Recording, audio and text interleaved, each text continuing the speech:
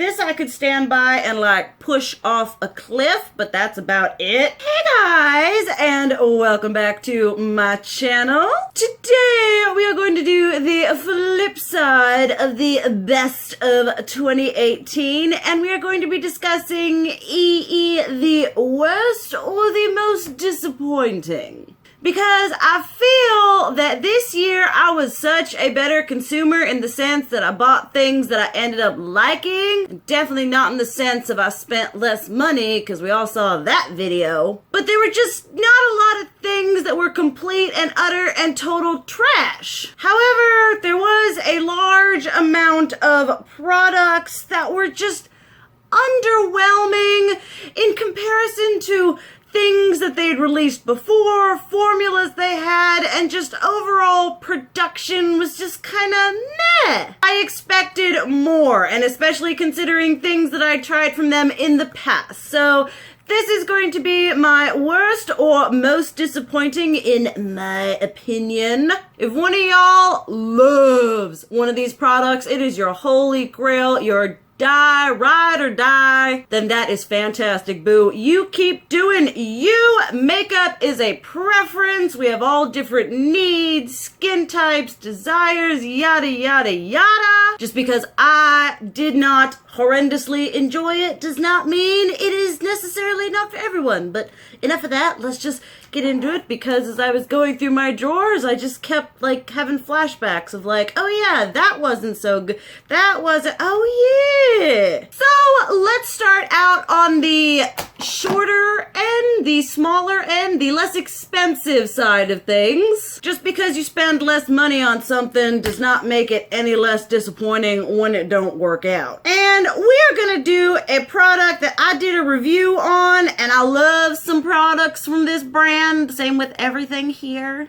And this is the Flower Beauty Galactic Glow Holographic Palette. You'll notice that they are no longer in Wedded Bliss. This is very much, you know, yeah, it fell apart. Which is kind of the final nail in the coffin for this product. It just, you had these two, which if they had been the same formula as their original, like 3-pan highlighter palette, I would have been down. These two are okay. They're kind of like Kat Von D Alchemist shades, but they're like not the most amazing. I've got Ulta Beauty duochrome ones that perform better. I've got the ones from Essence that perform better. Even the ones from e.l.f. that perform better. I was just really hoping that this was going to be like the formula of that 3-pan palette, but it wasn't, and it just didn't stand out to me. I kind of tried to use it after the review, but no. I would recommend the 3-pan palette and not this one. Another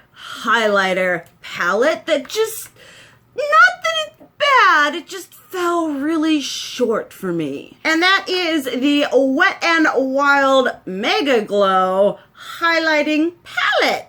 This thing has got some really pretty shades in it. They did make this Diamond Lily shade permanent. One of their Mega Glow ones ain't the same formula. These are just, they're not the same formula as the singles. They're a lot more powdery. They're not as smooth. They're not as metallic. They show texture a lot more. They have glitter fallout. They are just not as pleasant of a formula to work with, and they don't look as nice on the skin. If they had taken this and made it their original formula, I'd be like, this is the bomb. I love the colors. It's got 2 more wearable shades and 2 more like funky colors for the price point. Yes. But no, this is not the palette you are looking for. It just, they came out with another one, and I was like, I'm trying not to buy more palettes, and I got burned last time, and this one just, I had such high hopes. People were raving about it, and I got it, and it was just kind of okay. Then definitely for a product that suffers from, it's not crap quality, it's just disappointing and underwhelming kind of on a whole everything else. And that would be the Anastasia Beverly Hills Sultry palette. I do have a review for this. Any reviews I got, I will try to leave down below. I know I'm real bad at that, but I will try. I'm trying. And you got it. The color story looks like this. The quality, was fine. I had no issues with that, you know. The matte to shimmer ratio, not my favorite thing. And you get some nice colors and whatever, and the metallics are nice, but it's like nothing that like revolutionizes everything. And I know I've said before, if we've seen one color story, we've seen them all. But a color story that we've seen a lot is this like neutral bronzy gold color story. I feel like it could have been so much more user-friendly if we'd made some of these shimmers mattes. I mean, Cinder and Teak basically look the same on the lid. And it was just sort of, just like I said, a missed thing on a whole. In my review, I talked about the whole thematic and the whole concept. They could have like run with this fun apocalyptic dystopian theme, but no, they just chose to finally bring us some fun, beautiful packaging and then throw kind of everyday blah shades in here. So like I said, quality's not bad. It's just I look at it and I'm just kind of Alright, let's talk about a foundation that definitely was a miss for me in 2018. You guys saw me do a whole lot, not a whole, but I reviewed the Too Faced, the Tutti Frutti collection. I did the blushes and the eyeshadow palette, and the foundation. Now, the foundation is not horrible, but it's not good, and it's definitely not excellent. This is supposed to do a fresh glow foundation, full coverage. I found that this foundation, the problem with this thing is the fact that I would put it on my face, right? And I would go with like a blender, either the beauty blender or, you know, Real Techniques, and I'd be like, all right, let's dab this in. And so you do the first layer and you're like, all right, well that's not really full coverage. And so you would then go in with another layer, or I would, and it would just kind of move the first layer around while not giving you any more coverage. It wasn't building up. It was just kind of smearing it around and giving you bare spots. For the life of me, this thing would not adhere to my nose, which is funny because I don't have any like crazy dryness or crazy oiliness going down my nose. And that's where it was like, nope, we ain't sticking. We're not staying around. And so for the price point of this foundation and for what it claimed to do, it just didn't do it. I was just like, every time I would just like quit out of frustration. The Too Faced Peachy blah blah blah foundation did the same thing as this. It just shifted it around. Didn't, you know, do anything for me other than make me look like a splotchy mess. Something else I did a review on is the Morphe and Jaclyn Hill Vault, the ever so controversial. And I gave it a relatively good review. It's kind of like mid-range, just kind of like, it's not horrible, but it's not like, I mean, they're $15. And the one thing I like about it is I got the whole stinking Vaulty Vault thing. But you can buy the palette separately, which means that I can talk about them separately because there are two, the Dark Magic and the like, the green toned one. Those ones were pretty good. This one here, however, the Bling Boss, I had some, we had some words. Okay, so first we start off with getting 1, 2, 3, 4 mattes that are okay, not really okay, let's just cut it. They're patchy, not pigmented, did not blend well. And then you've got 1, 2, 3 shimmers that look identical on the eye. Basically, the only shade in here that's like, yes, this is a shade I enjoy, this is a shade I think I will pull for, is this Berry Treasure shade, which is like a matte with some like super shimmery, shiny, shifty purple greenness going on. And then this Gem shade, which is very much like the Natasha Denona shimmers in the Tropics palette, where it's a very stiff, very emollient, not easy to use on the eyes. And this one was awful. This was horrible. After using this one more and more, I was just like, I can't hang with it, and I don't understand what happened. Like, we all had issues with this. The original Jaclyn Hill palette may not be my favorite, but I can stand by the quality. And then we have the Ring the Alarm one, which isn't necessarily, we aren't coming from a like quality standpoint, because the quality is like, okay, it's like $15 palette quality, but this one more is just kind of like more of the same. I mean, a lot of these shimmers, this bomb ass one, this lowly one, and the boom one were once again that very thick, difficult to pick up texture. And while the mattes blended okay and were okay pigmented, there are so many other affordable options out there that we shouldn't have to struggle with something that's like touted by being the most amazing thing ever, when we can just go out and get something that's actually good quality. Alright, just a few more things. This is once again, I feel like this one is just kind of like, well, it's not necessarily that they're horrible, it's that they just underwhelmed me. When you're just kind of like, you have this expectation, you get it, and you're like, oh. This is the Anastasia Beverly Hills Dream Glow Kit. I have a review on this as well. You all know that I'm an Anastasia Beverly Hills Glow Kit fan. You all know that I like me a glittery highlight when it is done well. This was a glittery highlight that, in my opinion, was not done the best. This was not a glow kit where I was like, yes, go out and buy this, which is how I usually am with the glow kits. I mean, the colors were so pretty, but when you compare like this kind of funky palette to their Moonchild and their Aurora, which are like a smooth, creamy, beautiful, wearable formula, this one was just kind of like difficult, hard to work with. You had glitter running through, you have to work harder to make these ones work. I mean, it was just fallout. And just compared to other highlighter formulas that I've seen and used from Anastasia, this one was pretty underwhelming. These also develop hard pan really, really easily, which is something about a highlighter that I personally cannot stand. It is like my #1 no-no. And I find that this just isn't a highlighter palette that I reach for. And with the hard pan, I don't know if you can see, but it has like the chunky texture that, like, you know, it's like you're taking, as you're using it, you're like taking chunks out of it rather than just like getting a nice coating of powder. It's like, well, here's a chunk and there's a chunk and there's a chunk. Not fun to work with. Definitely not my fave. There are like a myriad of other glow kits that'd be so much better. Let's finish up the disappointing highlighters, because when a highlighter disappoints, a little bit of me dies inside. Alright, Miss Kat Von D was like, hey, what up, people? I'm gonna release a 10-year anniversary collection. And I was like, what up? I'm gonna buy it. And I bought this. And seeing this online, obviously this is a new thing. She's never done single pan highlighters before. And I had always been in love with her Metal Crush eyeshadow single in Thunderstruck. And I was like, this is it. This is it.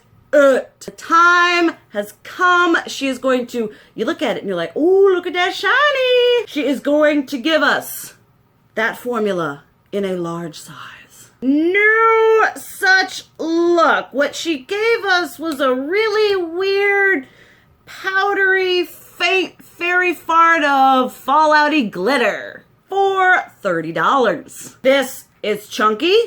It is abysmal to get on a brush. It is not a glowy highlighter. This is something where you like, you have your glowy highlighter and then you're like, well, I guess maybe I want something more. So you scrounge around in there and then you slap some glitter on it. Maybe. If you set it down, it might stay, but it could also just kind of fly around in the atmosphere around you. So, needless to say, we were disappointed. We were all horrified. We're like, come on, Kat, get with it, girl. And then she decided, she's like, okay, all right, that didn't go well. Let me release my Metal Crush highlighters. So we're like, this is it. All right, we did the trial run. We let her know what was, we're like, we're not down with that formula. We know you can perform smooth, shimmery, ka-cha, cha-cha-cha. And then she just took shades that already existed from her highlighter palette, re-promoted those in a worse formula than they perform in said highlighter palette, and then gave us these weird, once again, they're just, I gave them a somewhat favorable review because they're okay, but they're like weird and not fun to work work with, and they're not smooth and glowy, they're just glittery and chunky. And I took object to when you had, like, you know, a product that didn't necessarily do so well the palette, and people were like, oh, we're not a huge fan. She's like, you know what sounds like a good idea? Let's re-promote 2 shades from that product. I'm like, do you even listen? I mean, they're like, oh, it's such a weird consistency. They're like greasy, but freakishly powdery, and they just go everywhere, and I just, oh. The internal agony over these is just absolutely horrible, because this could have been something amazing. But instead, she just decided to ride on the bandwagon of a formula she knew her audience didn't like, and just promoted all of this crap to us, because I honestly think she's just kind of stopped caring. Alright, the second to last product is an eyeshadow palette that I no longer hold within my possession. That was the first item that I have ever returned. And that is because it was absolutely so terrible, I could not justify keeping it in my collection. And that was the ever so famous, ever so lovely, ever so expensive Natasha Denona Tropic palette. That palette was my first palette roast because Natasha Denona's palettes retail in that size for $129, which is freakishly exorbitantly expensive. It went on sale at Sephora for $75. I said, you know, I'ma treat myself. I see the mattes and I'm like, those are some mattes I could be using every day. The shimmers are nice and fun and funky. I added it to my cart. I clicked buy. It came to me, and oh lordy, I don't care that I spent $75 for a palette. For a palette that is normally charged $129. I want something that is going to be different than anything else I've tried. The mattes were okay. They were nothing better than Urban Decay, nothing better than Lorac, nothing better than Anastasia. I had less expensive formulas that I thought performed exceptionally better than those mattes. And then the shimmers, which were these hard, pressed, stiff, firm, gnarly. I mean, they were just, oh, they were such a pain to work. I would jag with a brush, and then I would like go in with my, there was no way I could make those work the way I wanted them to. And maybe I'm just a terrible makeup person, don't know how to hang with expensive bougie formulas. But I don't take that personality and back to the store it went. It was so off. I mean, for $129. I mean, you'd expect at least a matte formula that was better than, okay, it performs. Like, I buy and really enjoy the Viseart matte and the shimmer formula, actually. But I really like those, and they're expensive, but they perform really well. This didn't. All kinds of horrible, I don't know if I'll ever try an eyeshadow from her. I've tried face products that I love, but I don't know if I'll ever try an eyeshadow from her again. Then you guys saw it coming. You knew this was happening. If you've been on my channel ever since this was released, you knew this was gonna be in here. And that is the ever so terrible Kat Von D Fetish palettes. I did return the blush palette. I haven't returned this one. I don't know why. Y'all, I reviewed this palette, or rather, every time I open this, I get angry. Like, compared to her other palettes, it just feels and looks and performs so cheaply. Like, I know since, like, posting that roast, I've had people coming for me, well, mine is perfect and amazing, and your swatches are terrible, and you don't know how to do makeup. And I'm just like, if you love it, that's fantastic. That means you spent $60 and got a palette that works. Do you think I wanted to spend $60 and get a palette that I hate? Do you think that's how I roll? I don't understand people getting mad. They're like, why are you being so petty? And I'm like, Like, I would love it if I had bought this and then I could get on here and sing its praises. That would have made me absolutely just fantastically happy. But it didn't. This performed completely different than any Kat Von D shadow I have used, and I have been buying her shadows for years. I have been a huge advocate of Kat Von D, and this it just fell short on so many levels. I don't know what happened, because her holiday releases are notoriously good. They're like fantastical and sold out. Now this thing is on freaking clearance because they can't get rid of them fast enough. It just makes me angry. I just, color selection aside, whole fetish thing aside, I mean, Kat Von D's always been pushy and edgy and whatever. The fact that it's just bad quality, it hurts inside, because I love her eyeshadow formula and her stuff. And then this year has just been like the fall of Kat Von D. Well, that was that, guys. Definitely let me know what you think about the products that I talked about. This was definitely less of a like,